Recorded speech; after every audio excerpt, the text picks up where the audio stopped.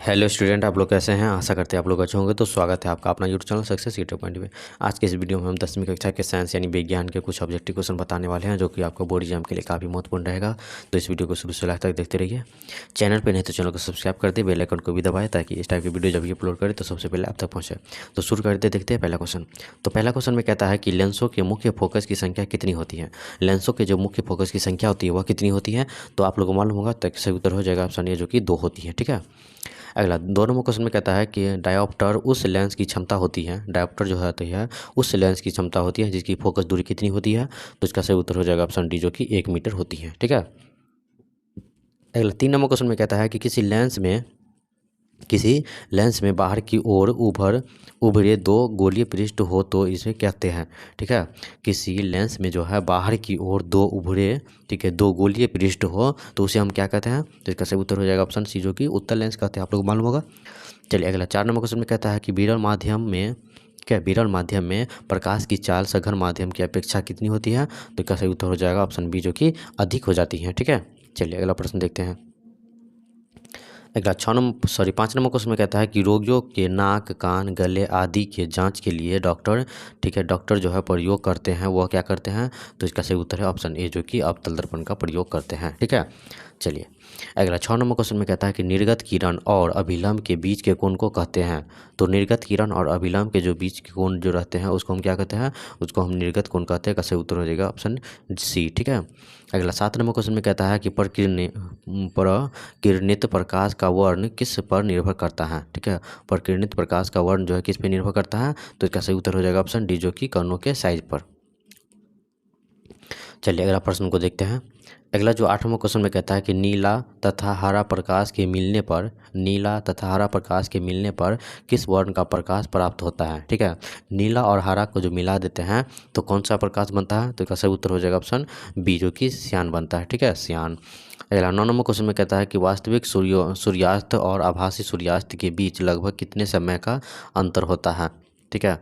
वास्तविक सूर्यास्त और आभासी सूर्यास्त के बीच जो है लगभग कितने समय का अंतर होता है। तो इसका सही उत्तर है ऑप्शन बी, जो कि 2 मिनट का होता है।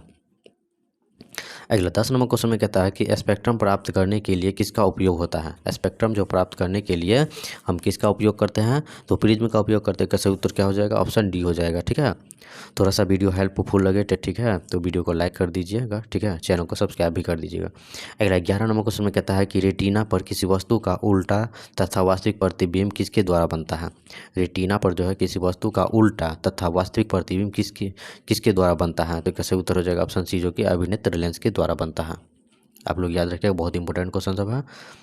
अगला 12 नंबर क्वेश्चन में कहता है कि कांच प्रिज्म द्वारा उत्पन्न श्वेत प्रकाश के स्पेक्ट्रम में, ठीक है, कांच प्रिज्म द्वारा जो है श्वेत प्रकाश के स्पेक्ट्रम में किस रंग का किरण का झुकाव अधिक होता है। ठीक है, किस रंग का जो किरण है उसका झुकाव बहुत अधिक होता है। का सही उत्तर हो जाएगा ऑप्शन डी, जो कि बैगनी का। अगला 13 नंबर क्वेश्चन में कहता है कि प्रतिरोध आर के, ठीक है, प्रतिरोध आर जो है किसी तार के टुकड़े को 5 बराबर भागों में काटा जाता है। क्या कहता था कि 5 बराबर भागों में उसे काटा जाता है। इन टुकड़ों को फिर पार्श्वबद्ध में संयोजित कर देते हैं। यदि संयोजन का तुल्य प्रतिरोध आर डैश है तो आर बाय आर डैश का अनुपात क्या होगा। तो इसका सही अनुपात हो जाएगा ऑप्शन डी, जो कि 25 हो जाएगा। ठीक है। चलिए अगला प्रश्न को देखते हैं। अगला जो 14 नंबर क्वेश्चन में कहता है कि यदि किसी चालक से 1 कूलम आवेश प्रवाहित होने में 1 जूल का कार्य होता है तो उस पर चाल के बीच का विभवांतर क्या होगा। तो इसका सही उत्तर है ऑप्शन ए, जो कि 1 वोल्ट हो जाएगा। अगला 15 नंबर क्वेश्चन में कहता है कि 100 वाट का विद्युत बल्ब 250 वाट के विद्युत मेन से जोड़ा जाता है तो बल्ब से प्रवाहित धारा का मान क्या होगा। तो इसका सही उत्तर है ऑप्शन बी, जो कि 0.4 एम्पियर। चलिए अगला जो 16 नंबर क्वेश्चन में कहता है कि परिपथ में किन्हीं 2 बिंदुओं के बीच का विभवांतर मापा जाता है तो किसमें। तक सही उत्तर हो जाएगा ऑप्शन बी, जो कि वोल्ट मीटर से। ठीक है। अगला 17 नंबर क्वेश्चन में कहता है निम्न में से किसका अर्थ जल होता है। निम्न में से जो है किसका अर्थ जल होता है। तो इसका सही उत्तर हो जाएगा ऑप्शन डी, जो कि हाइड्रो का। अगला 18 नंबर क्वेश्चन में कहता है कि ताप बढ़ने पर चालक के प्रतिरोध क्या होगा। तो इसका सही उत्तर है ऑप्शन ए, जो कि बढ़ता है। ठीक है। ताप बढ़ने पर भी चालक का प्रतिरोध क्या होगा, बढ़ता है। अगला 19 नंबर क्वेश्चन में कहता है कि चुंबकीय क्षेत्र चुंबकीय ध्रुव होते हैं। ठीक है। चुंबकीय क्षेत्र जो है चुंबकीय ध्रुव होते हैं। का सही उत्तर हो जाएगा ऑप्शन ए, जो कि महत्तम होते हैं। चलिए अगला प्रश्न को देखते हैं, बहुत इंपॉर्टेंट क्वेश्चन सब है। अगला 20 नंबर क्वेश्चन में कहता है अगर लंबवत धारा ऊपर से नीचे बहती है, अगर लंबवत धारा जो है ऊपर से नीचे बहती है तो क्षेत्र रेखाओं की दिशा क्या होगी। तो क्षेत्र रेखाओं की दिशा जो होगी वह घड़ी की सुई के घूमने के दिशा में होती है। इसका सही उत्तर हो जाएगा ऑप्शन बी, जो कि घड़ी की सुई के घूमने की दिशा में होती है। चलिए अगला प्रश्न को देखते हैं। अगला जो प्रश्न है 21 नंबर, कहता है कि चुंबकीय क्षेत्र रेखाओं की, ठीक है, निकटता बदलता है। तो निकटता बदलता क्या है, का सही उत्तर हो जाएगा ऑप्शन ए, जो कि क्षेत्र का मान बदलता रहता है। ठीक है। अगला 22 नंबर क्वेश्चन में कहता है कि जब कुंडली की गति की दिशा, जब कुंडली की गति की दिशा चुंबक क्षेत्र की दिशा के लंबवत होती है, क्या होती है कि कुंडली की गति की दिशा जो है चुंबक क्षेत्र की दिशा में लंबवत होती है, तो कुंडली में उत्पन्न प्रेरित विद्युत धारा क्या होती है। तो इसका सही उत्तर हो जाएगा ऑप्शन ए, जो कि अधिकतम होती है। ठीक है। चलिए अगला प्रश्न को देखते हैं। अगला 23 नंबर क्वेश्चन में कहता है कि चुंबकीय क्षेत्र की तीव्रता का मात्रक है। तो क्या है, इसका सही उत्तर हो जाएगा ऑप्शन ए, जो कि ए और बी दोनों है, जो कि ऑस्ट्रेड भी है और टेस्ला भी है। ठीक है। अगला 24 नंबर क्वेश्चन में कहता है कि किसी एसी जनित्र तथा डीसी जनित्र में मूलभूत अंतर है। तो क्या अंतर है, कैसे उत्तर हो जाएगा ऑप्शन डी, जो कि एसी जनित्र से सर्पित वलय होते हैं, जबकि डीसी जनित्र में दिग परिवर्तित होता है। अगला जो 25 नंबर क्वेश्चन में कहता है, बहुत इंपॉर्टेंट क्वेश्चन है, कहता है कि सौर स्थिरांक का मान लगभग होता है कितना। सौर स्थिरांक का जो मान होता है वह कितना होता है लगभग। तो इसका सही उत्तर हो जाएगा ऑप्शन सी, जो कि 1.4, ठीक है, किलोवाट घंटा प्रति मीटर स्क्वायर। अगला 26 नंबर क्वेश्चन में कहता है निम्न में से उत्तम ऊर्जा स्रोत कौन है। निम्न में से जो है उत्तम ऊर्जा स्रोत कौन है। तो इसका सही उत्तर हो जाएगा क्या चीज़, तो इसका सही उत्तर हो जाएगा ऑप्शन डी, जो कि बायोमास। अगला 27 नंबर क्वेश्चन में कहता है, 27 नंबर क्वेश्चन में क्या कहता है, तो क्वेश्चन में कहता है कि दृष्टि प्रकाश का तरंगदैर्घ्य होता है, दृष्टि प्रकाश का जो तरंगदैर्घ्य होता है वह कितना होता है। तो इसका सही उत्तर हो जाएगा ऑप्शन सी, जो कि 400 nm से लेके 700 nm। अगला 28 नंबर क्वेश्चन में कहता है कि 2Cu + O2 से जो है अभिक्रिया कर 2CuO, इस अभिक्रिया में Cu का होता है। तो Cu क्या होता है इसमें, इसका सही उत्तर हो जाएगा ऑप्शन ए, जो कि उपचयन होता है। ठीक है, बहुत इंपॉर्टेंट है। अगला 29 नंबर क्वेश्चन में कहता है वे अभिक्रियाएं जो दोनों दिशाओं में अग्रसर होती हैं कि कही जाती हैं। तो क्या कही जाते हैं, कैसा उत्तर हो जाएगा ऑप्शन बी, जो कि उत्क्रमणीय कही जाती है। ठीक है। चलिए अगला प्रश्न को देखते हैं।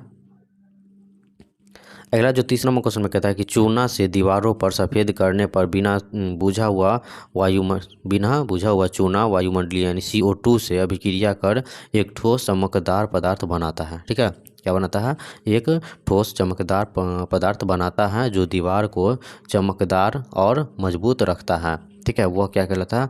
तो सही उत्तर हो जाएगा ऑप्शन ए, जो कि कैल्शियम कार्बोनेट कहलाता है।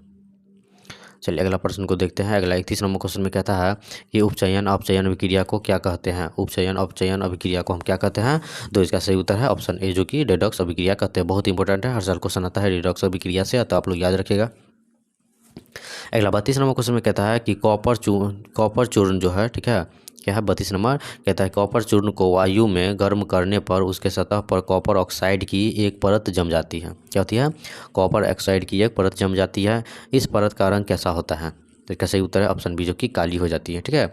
अगला 33 नंबर क्वेश्चन में कहता है कि दानेदार जस्ता का तनु सल्फ्यूरिक अम्ल डालने पर कौन सा गैस उत्पन्न होता है। तो कौन सा गैस, तो इसका सही उत्तर है ऑप्शन बी, जो कि हाइड्रोजन गैस। चलिए अगला प्रश्न देखते हैं। अगला 34 नंबर क्वेश्चन में कहता है कि संगमरमर का व्यवसायिक सूत्र क्या है। संगमरमर का जो व्यवसायिक सूत्र है वह क्या है। तो इसका सही उत्तर है ऑप्शन ए, CaCO3। अगला 35 नंबर क्वेश्चन में कहता है कि खाद्य पदार्थ के डिब्बों पर जिंक के बजाय टीन का लेप होता है, क्यों। क्योंकि जो है, ठीक है, इसका सही उत्तर हो जाएगा ऑप्शन सी, जो कि टीन की अपेक्षा जिंक अधिक अभिक्रियाशील है, इसीलिए क्या हो जाएगा, इसलिए इसका सही उत्तर हो जाएगा ऑप्शन सी। अगला 36 नंबर क्वेश्चन में कहता है कि धोबिया सोडा का रासायनिक सूत्र क्या है। धोबिया सोडा का जो रासायनिक सूत्र है वो क्या है। तो आप लोग को याद रखना चाहिए, का सही उत्तर है ऑप्शन बी, जो कि Na2CO3 × TnH2O। ठीक है, बहुत आसान से याद हो जाता है। चलिए अगला प्रश्न देखते हैं। अगला 37 नंबर क्वेश्चन में कहता है कि सोडियम क्लोराइड के जलीय विलयन से, ठीक है, विद्युत धारा प्रवाहित करने पर यह वियोजित होकर सोडियम हाइड्रोक्साइड बनाता है। क्या बनाता है, सोडियम हाइड्रोक्साइड बनाता है। इस प्रक्रिया को कहा जाता है, इस प्रक्रिया को क्या कहते हैं।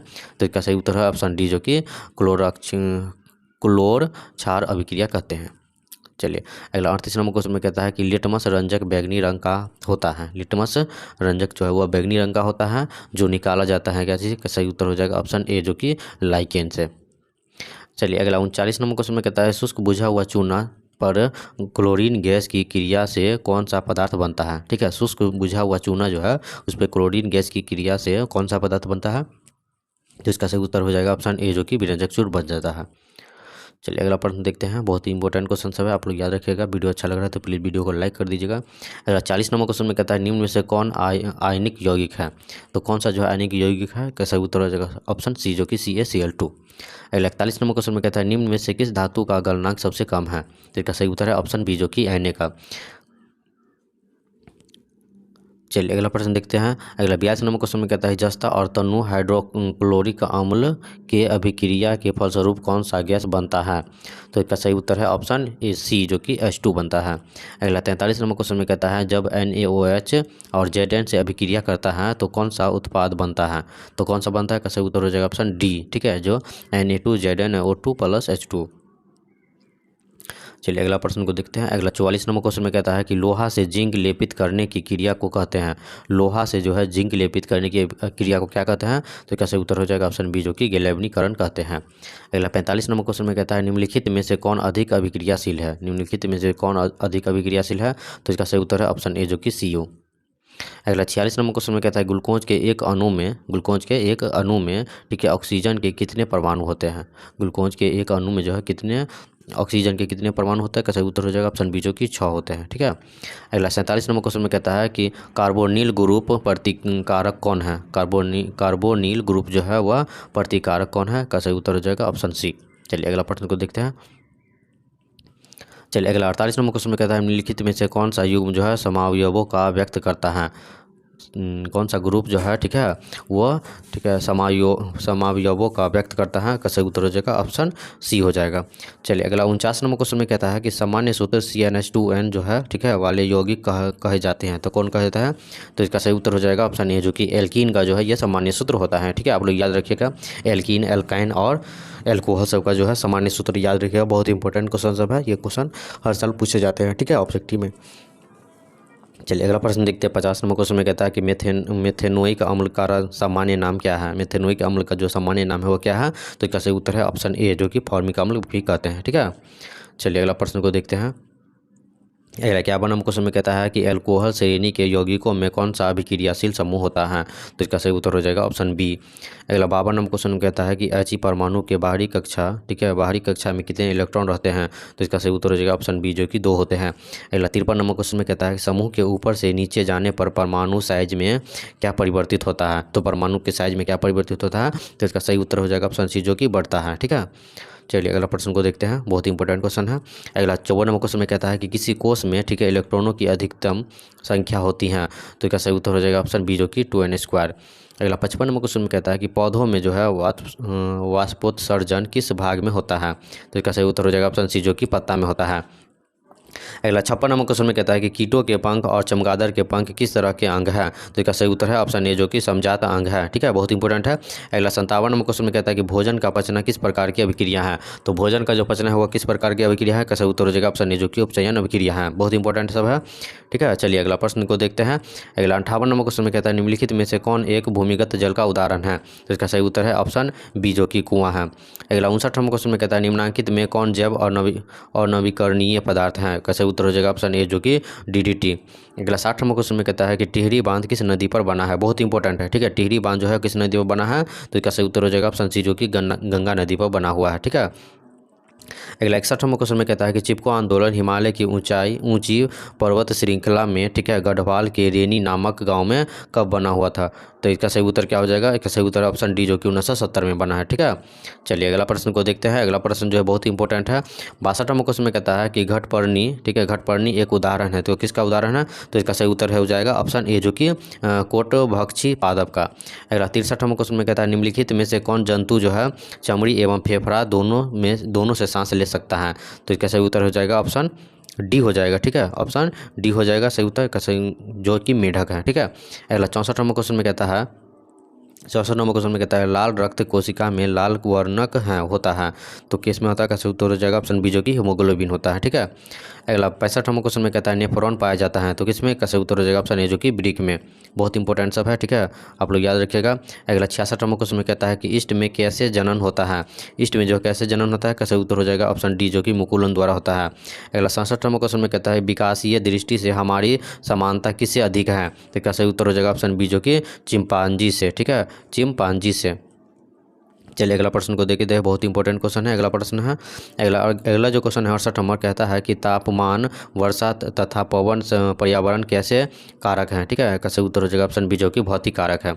अगला 69 नंबर क्वेश्चन में कहता है कि ऊर्जा उत्पादन के लिए कोशिका प्रायतः किस का उपयोग करती है, तो इसका सही उत्तर हो जाएगा ऑप्शन ए जो कि ग्लूकोज का। अगला 70 नंबर क्वेश्चन में कहता है कि मानव में वृद्धि एवं चतुराई का केंद्र है, तो किसमें का सही उत्तर हो जाएगा ऑप्शन ए जो कि सेरिबरम में है। अगला 71 नंबर क्वेश्चन में कहता है कि किशोरावस्था में होने वाली परिवर्तन को क्या कहते हैं, तो इसका सही उत्तर है ऑप्शन ए जो कि प्यूबर्टी कहते हैं। अगला प्रश्न है 72 नंबर क्वेश्चन में कहता है, अगला 72 नंबर क्वेश्चन में कहता है कि कौन सा रक्त समूह सबसे रक्त ले सकता है। ठीक है, कौन सा रक्त का समूह जो है वह सबसे रक्त ले सकता है, कैसे उत्तर हो जाएगा ऑप्शन डी जो कि ओ। अगला 73 नंबर क्वेश्चन में कहता है कि ओजोन के एक अणु में कितने परमाणु होते हैं, तो इसका सही उत्तर हो जाएगा ऑप्शन सी जो कि 3 परमाणु होते हैं। अगला 74 नंबर क्वेश्चन में कहता है कि ओजोन स्तर के क्षरण के कारण निम्न में से क्या प्रभाव पड़ता है, तो इसका सही उत्तर हो जाएगा ऑप्शन डी जो कि इनमें से सभी पड़ता है। ठीक है, अगला 75 नंबर क्वेश्चन में कहता है निम्न में से कौन एक जैविक प्रक्रम द्वारा अपघटित होने वाला पदार्थ है, तो कौन है, तो इसका सही उत्तर हो जाएगा ऑप्शन सी जो कि रबर है। ठीक है, बहुत इंपॉर्टेंट है। अगला जो प्रश्न है, अगला 76 नंबर क्वेश्चन में कहता है कि मेंडल ने मटर के कितने गुणों का कार्य किया था। मेंडल ने मटर में कितने गुणों का कार्य किया था, तो इसका सही उत्तर हो जाएगा ऑप्शन ए जो कि 7 गुणों पर। ठीक है, अगला 77 नंबर क्वेश्चन में कहता है कि किस जीवाश्म की आयु का निर्धारण किया जाता है, तो किस पे, तो इसका सही उत्तर हो जाएगा ऑप्शन बी जो कि रेडियो कार्बन काल निर्धारित से। ठीक है, अगला 78 नंबर क्वेश्चन में कहता है कि लाल रक्त कोशिकाओं का कब्रगाह एवं ब्लड बैंक किसे कहा जाता है, तो इसका सही उत्तर हो जाएगा ऑप्शन बी जो कि पीला को। ठीक है, अगला प्रश्न जो 79 नंबर क्वेश्चन में कहता है कि हीमोग्लोबिन की कमी से क्या होता है। हीमोग्लोबिन की कमी से जो क्या होता है, तो बहुत इंपॉर्टेंट है, तो हीमोग्लोबिन से जो है एनीमिया होता है, कैसे उत्तर हो जाएगा ऑप्शन ए जो कि एनीमिया। अगला 80 नंबर क्वेश्चन में कहता है पित्त कहाँ से स्रावित होता है। पित्त जो है कहाँ से स्रावित होता है, कैसे उत्तर हो जाएगा ऑप्शन सी जो कि यकृत से होता है। वीडियो अच्छा लगे तो वीडियो को लाइक